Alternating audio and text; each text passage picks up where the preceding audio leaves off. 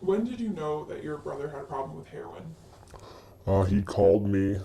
Um, actually, never knew. To tell you the truth, I knew. We'd hung out, always before, and we, maybe had done other things, but we'd never ever done that. I never knew really what he was doing. I knew it wasn't normal. He called me. I think I believe it was June 6th. Yeah, it was June 6th, 2012, because then June 12th, 2013 is when he went into jail. He called me, told me the whole story, told me he had gotten caught, it took him about 45 minutes to tell me. I was at work, I remember. Um, and yeah, I was blown away, absolutely blown away, because he hates needles, so it's a little weird. Well, what was your reaction? Like, you said you were blown away, but like, what was going through your mind as you were sitting there listening to him tell you this? Well, since he just told me that he just got out of jail, because apparently what happens is um, when you get caught and you're a heroin addict, I guess the cops can't hold you because if you OD or if you, I guess, go get dope sick or you can die, and then they'd be liable for it. So they have to let you go, and they say, we'll keep in touch. So originally I was like, wow, he's going to be in jail like in a day. He's on the run, is what I originally thought. So I was a little freaked out. So I guess I went into, protective mode, and I was like, hey, where you at? Where are you? Just get to me or get to mom. Come to the house, and I'll meet you when I get off work. So that was my original thought. And then about 20 minutes after the fact, I was just like, oh my god, oh my god, like, it was a little crazy. I didn't really know what to think. Like I said, I was blown away, and I had a lot of things going through my head that day. Mostly it was just, I guess, to get him safe and get him help as quick as possible, probably. Now, you mentioned that you've used drugs not as hard as heroin, but how did it not become a problem for you? Well, I guess it's been, I don't know, almost 2 years now since we found out this happened, and I guess my best answer for that is I've talked to a lot of people, asked a lot of questions, because he's my identical twin, so I've always had that questions, why him, why not me, or stuff like that, and what I kind of brought it down to is, when I would, smoke marijuana or, do stuff like that, I thought it was one of those things where it was cool, it was a good time. I don't need it, throughout our entire lives with anything. I mean, anything from, Mountain Dew Code Red to, anything. He was always, it was like he needed it, so I don't know if that, pays homage to his heroin addiction or what, but he has always had an addictive personality. He used to hide Mountain Dew Code Red in his, up under his bed, so when we were like 6, and I was like, it's just soda, who cares? So, I guess he just has always needed it, and I just felt like, that was a fun time and didn't need it, so. From the first time that he called you until he went to jail for the 7 years, when did you realize that it was really out of control? Uh, I actually know exactly when that was. So obviously when a guy like that who, a little bit of a background is what he would do is he would, this is what he told me. When he told me this whole story, then we'd hung out, because we hadn't hung out, I guess, in almost a year, maybe family functions, which, isn't normal for us. We are very, very, very attached to the hip, really close.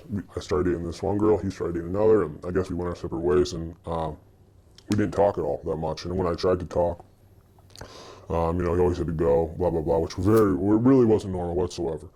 We weren't like most twins. Some twins I know that they don't have same friends, and everyone, the exact same, so, little weird at first. Well, I guess when he got back, and he started living at my house with me, or with my grandma and my mom, he always would say, like, we talk a million miles a minute, he was going 100 miles an hour. It was like trying to stop a train. It was crazy how fast his brain was working, and he was just going a million miles an hour. So I can explain it. Apparently, he would pretty much wake up. He never missed a day of work, but he was, I guess grinding it out to get, his shots every day.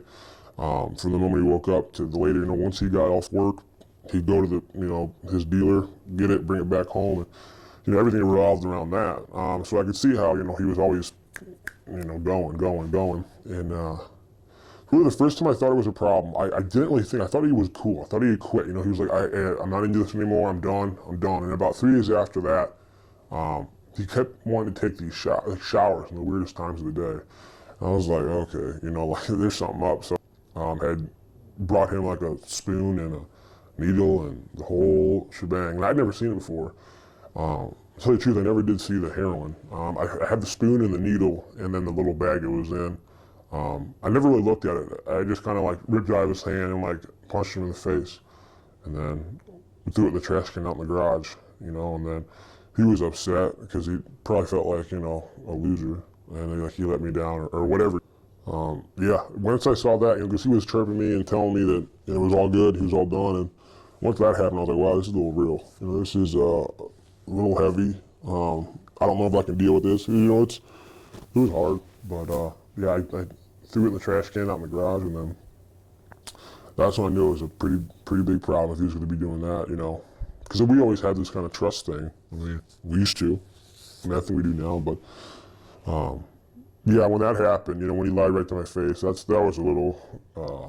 That's when we knew it was a problem. So after that, what was your next step? Did you like urge him to get help? Obviously, your guys' relationship changed drastically. Yeah, I mean, to tell you the truth, I mean, it didn't really. I guess you could say it did change. It didn't change that much in the sense of, you know, how much we cared about each other or how much I cared about him or anything like that. You know, he understood why he got hit. You know, he understood everything. You know, he was just like, sorry. You know, he's like, I'm an addict. Like, I do whatever I can to get it. You know, and I was like, well, yeah, it's really weird. You know, I guess parents probably have this problem all the time, but it's really weird when you tell someone to do something and you think they're going to do it, and they just don't. They just do the opposite. You know, it hurts, especially hurts when it's, you know, your twin brother. But what really happened was everyone was kind of, you know, everyone was trying to pull him in every different way, and everyone was like, you got to get help, you got to get help, you got to get help, you know. And I was kind of under the impression, because our dad has a abuse problem, alcohol and drugs. He's been in and out of jail too. So really, and in my opinion, I mean, he was in jail when he was like 50, you know. So in my opinion, I was telling people, you know, he can't, you know, that treatment's not going to work unless he wants it to. And I mean, I know it's cliche to say, but you know, people like that, I think people that have addictive personalities, people that are, you know, running and gunning all day, I firmly believe that, you know, that's something that they have to do on their own, that they need to want to do, you know, or it won't work. I mean, 100%. And of course, you know, he goes into rehab. This is actually a weird story. He went into rehab at the Bridgeway, which is like at 94 and 5th Street, and I guess he could make phone calls. So he called me one day. It wasn't like prison where you have to like wait. I guess you get phone calls daily or something. Called me and said this one guy had gotten out. Just throw him $100, and I'll pay you back or whatever it was. Probably wasn't gonna pay me back, but he's like, throw this guy $100. He just got out of rehab. He needs to get on his feet. You know, it's all good. And I was like, all right, cool, you know, whatever. You know, naive brother I am. Well, I gave him $100, and about 2 days later, he gets kicked out because he got drug tests and he had heroin in his system. Well, apparently he told me about, and he told me about 7 months later, like when we were all good again, and when things got pretty back to normal before he went to jail. He's like, yeah, by the way, I just want to tell you, like that $100 that bought that heroin. So. And I was pretty pissed at the time he told me that, even though it was a while ago. I was like, you kidding me, dude? So that was really annoying. Because that made me mad, because that made me feel like, you know, I'm trying to help the kid, you know, and I'm just, you know, doing this exact opposite, you know, enabling him or whatever you want to call it. So that was brutal. That's always a brutal feeling, you know. You feel just gross. But, yeah, so we got him help that way. Obviously, that didn't work. And then he went to a 3-day detox place, and what you do is he would smoke crack, or you do heroin, then he'd smoke crack. It's called speedballing, I think, kind of level yourself out. So, you know, heroin puts you really low, and then like, you know, crack, you know, kind of, I guess that would even you out, you know, or he would smoke crack and then do heroin, I don't know, whichever one. But so I guess when you smoke crack, you get, you know, you start itching yourself. I mean, he had like, it looked like he was picking zits like all day, every day. And he was just, you know, he was 120 pounds when this happened. And, you know, I'm a buck 50, 55, you know, that's probably a normal weight. I mean, he just looked disgusting. Well, in 3 days of detox, I mean, his face was back to normal. And then, it was, a little bit more longer until he got his weight back, but he gained 40 pounds in about a week. So that was always nice to see him come back to that. But yeah, we got him help that way, and that didn't work. I guess the Bridgeway way, and then when he went to detox, I think that really helped. He was there for 3 days, and he hated it there. Absolutely hated it there. And it was only 3 days. So, yeah.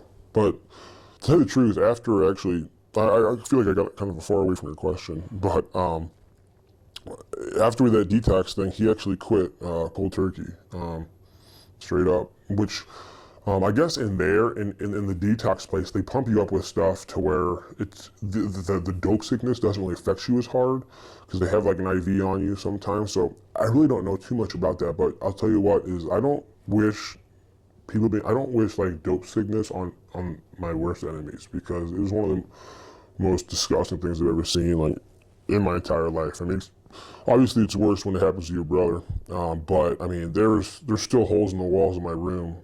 I mean, where it was a week straight. He didn't sleep for like 18 days in a row, I think it was. And he was just, he said it was like, you know, if your back's like a U like this, it's like someone trying to take a stick and like break it this way.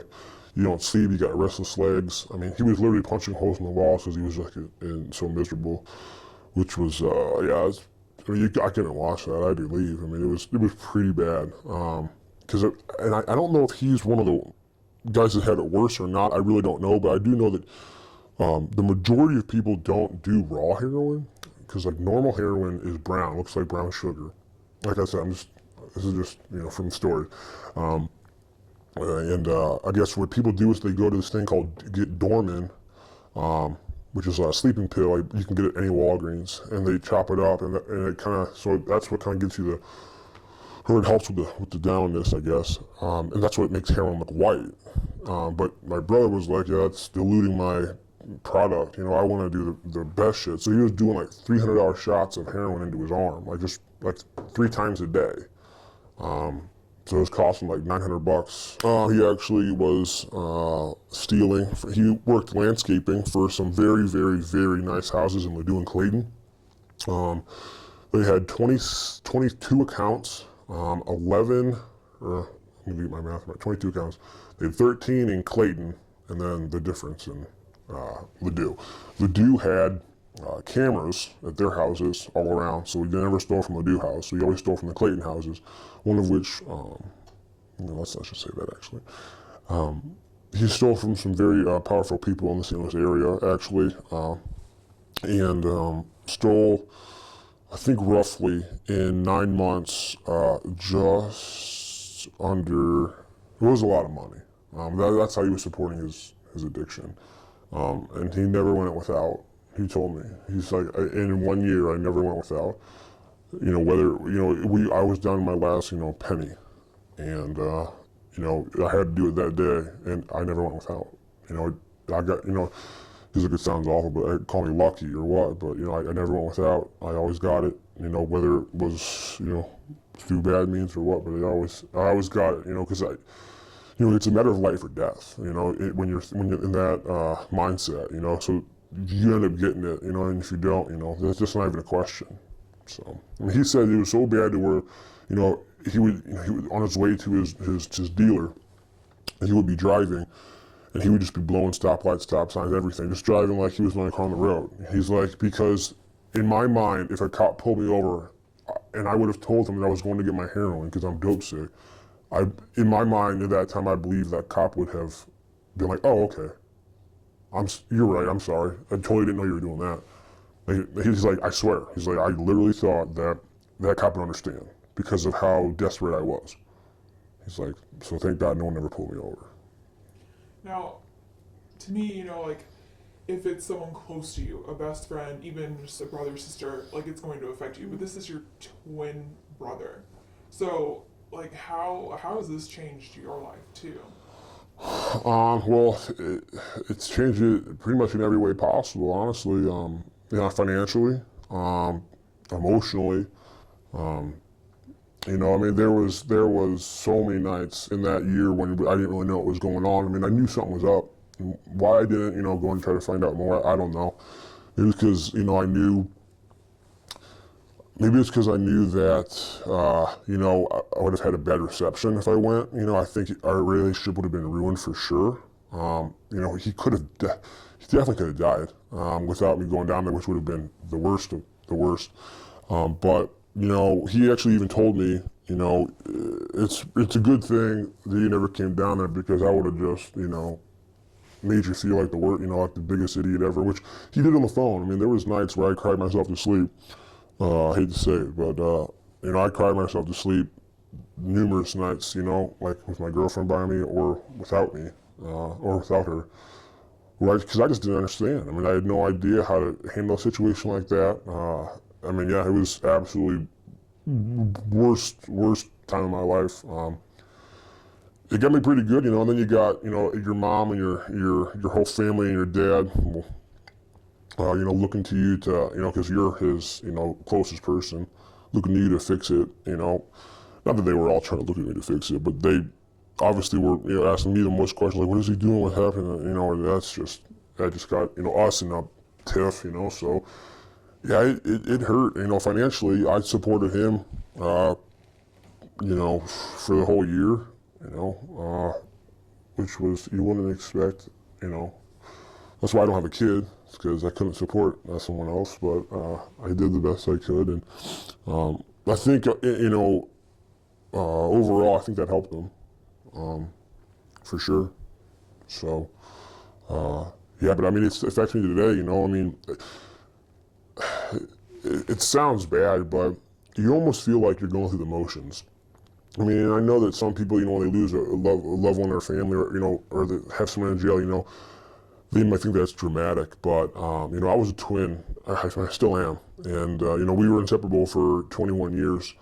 And, even as far as going down to the basement together, you always feel like you have to have someone with you. I go home at night sometimes, and he didn't live with me for a year, so I don't even know why I feel this way. I didn't feel that way for a year when he was doing it, so I don't know why I feel like it now, but, I call, like, on my way home from work, I'll call like 3 buddies and see if they want to come and hang out, or if I want to go hang out with them. Just because, when you have a twin for that long, we have someone that for that brother or sister. Maybe other people can relate, maybe not, but you just feel that connection with somebody. You just have to have someone else to hang out with, and right now, I just feels like I go through the motions. I have fun. I go out. I have go out with my friends. Get drunk, whatever, but. Yeah, it's definitely weird. It's almost like there's a void. And I'm not, trying to say that. I'm sure people have lost people, and it's a lot different for that. I'm sure it's way worse. But yeah, there is a void right now, and it definitely won't be fulfilled until he gets out. And I just know he's completely content and happy. So, yeah. And now that he's in jail, you drive out here, 2 hours every way to come see him. But you mentioned in a conversation that sometimes you wish that you could trade places with him. Like, can you just describe, like... Yeah, when you go and see your brother in there, I know how he feels, I know how I would feel if I was in there. And I know we're different people, but we're pretty close on just the way we think and the way we feel.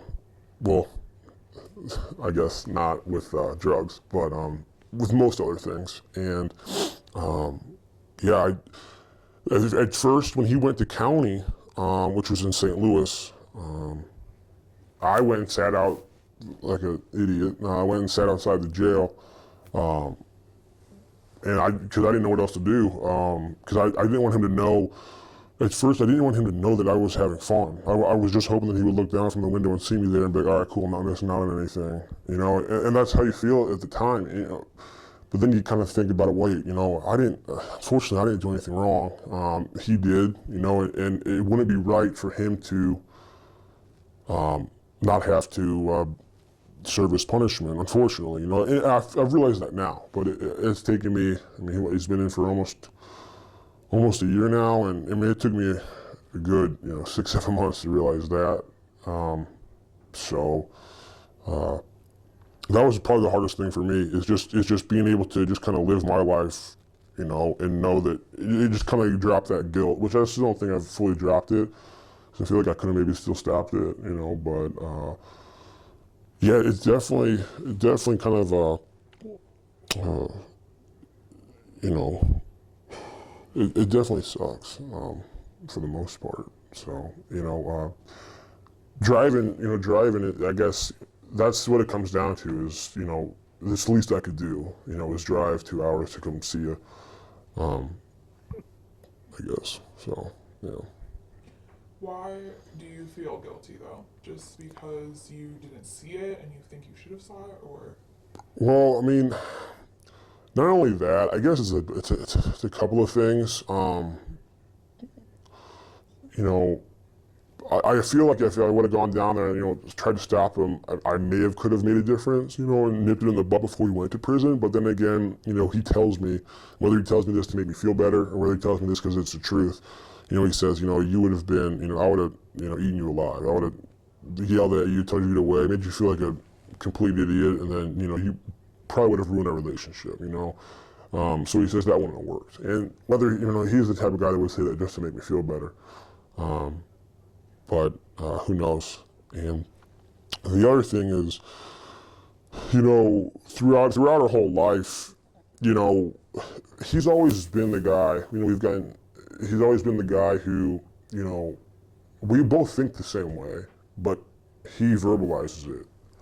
So whether or not, I've always felt guilty in that sense because, I always think the same thing he says, like whether it be like with a coach or parents or grandparents or anything, he would always be I'm the troublemaker, and we both were together on it, but he would always say those things that you just don't say. I mean, I would definitely think them. I think everybody thinks them, I think everybody does.